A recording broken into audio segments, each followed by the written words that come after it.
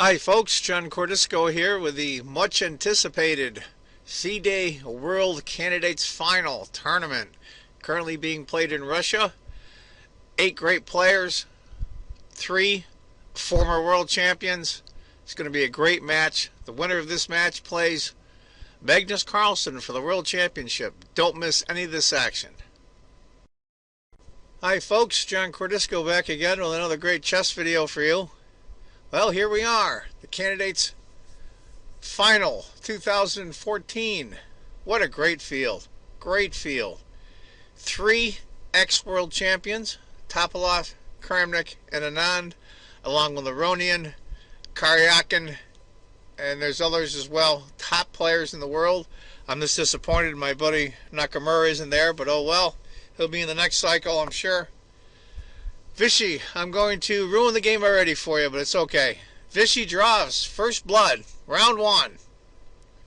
The other 3 games ended in a draw. One between Karyakin and Fiddler was a really interesting position. All hell could have broke loose at any moment. They repeated a couple of moves and called it a draw. Vishy draws first blood. I like Levin too, but I think Vishy needs this win. Anyway, folks, let's get to it. Going to be a real low pay. Anand is white. Levin Aronian is black. I don't think any of these guys need an introduction in the civilized world, as they say.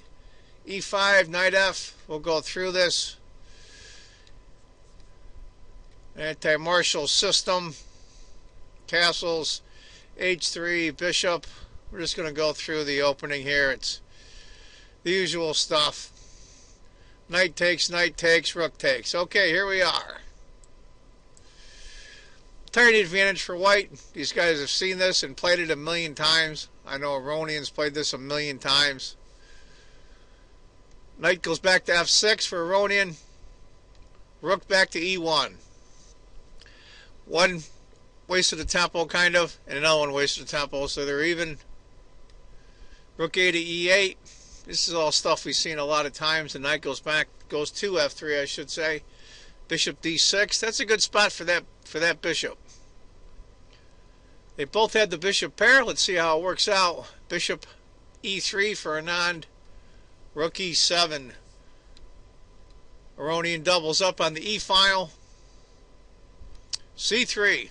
Reinforce the D4 pawn here.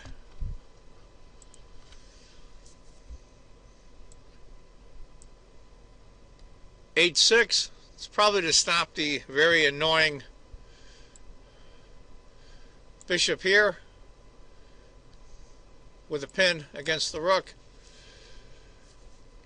Knight to E5, bishop takes, pawn takes.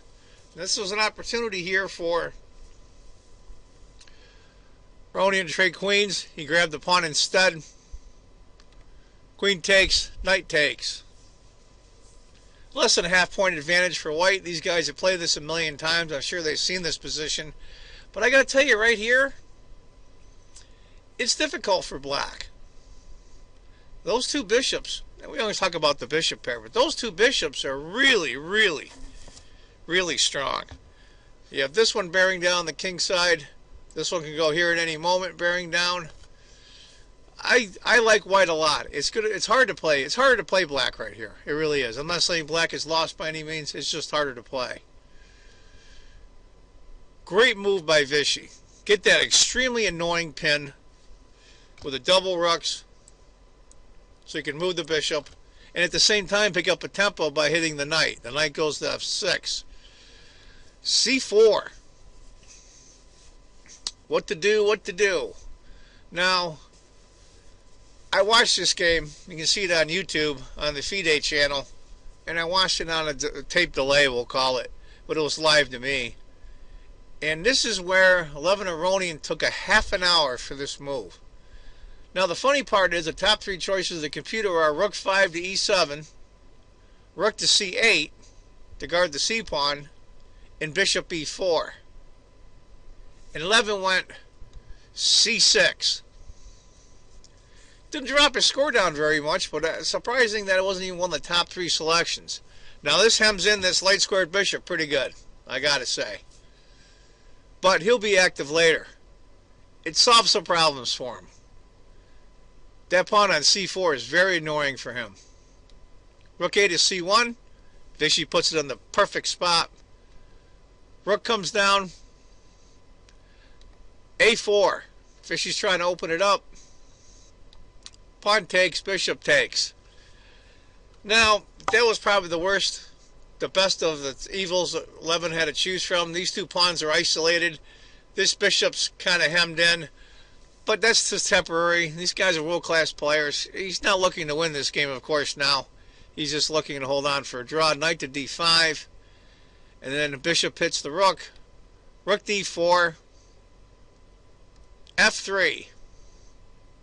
Excellent move. I like that move a lot by Vishy. It's a #1 choice of the computer. Now what you're going to see now, I think, in my opinion, and I'm just a 1600 USCF rated player, you're going to see later that I think Aronian tries to get too much use out of that bishop, or excuse me, knight, because his light squared bishop right now is kind of pinned in. He moves the rook. King comes up. Of course, we see he can't come here with check because of the bishop. Bishop c8. He finally tries to get that bishop in play. Bishop f1. Interesting move. Interesting move. The computer suggests b4. And a close second and third is bishop d4 and rook d2. I kind of like rook d2 myself. This is my personal preference. Bishop f1. Rook. Rook. Knight. Now he's going to try fooling around with this knight. You're going to see he gets in a jam. Rook b3. Rook to d8. Bishop b3. Good protection for the king as well as hitting the knight. Knight has to move again. Now the knight's hitting the bishop. Oops, excuse me. Got a little carried away there with my arrow. Knight hits the bishop. Bishop d2. He moves the bishop. Knight f6. Worth considering, I think, was g5. Right now it's just under a 2-point advantage for white. I'm not saying black is lost by any means, but I think it's really hard to play. Bishop a5. Rook moves. Rook b6. Here comes Vishy's very active rooks. Rook d5. If knight had gone to d5 instead, after rook takes, and rook takes, that's a nice advantage for white right there. That'd be hard to draw that, I think. Bishop c3. Vishy hits the rook. Knight d5. Hitting the bishop and the rook simultaneously, as you can see. Bishop takes. It's a weird work trade. Bishop d4. And this is where I believe Levin Aronian miscues. Now I do have to say we're on move 39 now.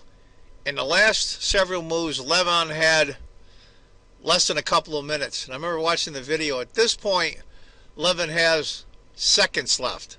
When I say seconds, I mean 10 seconds left. The computer calls for knight to d5. I don't know if he can still draw it, but that's a good spot for that knight, being it's on a light square. He plays knight takes a4. He grabs the pawn, and immediately the score for white goes up. If knight had taken knight to d5, after rook takes, rook to d8. This is tough for black. He might be able to draw it, he might not. But after knight to a5 and rook takes, I think it's lost. Rook to d8, hitting the bishop.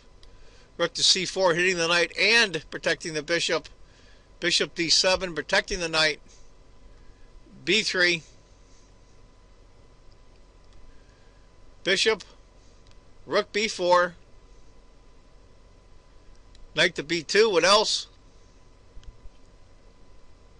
You see, because if what happens now, if bishop takes, rook comes here checking and gets his piece back. Bishop takes. Pawn takes.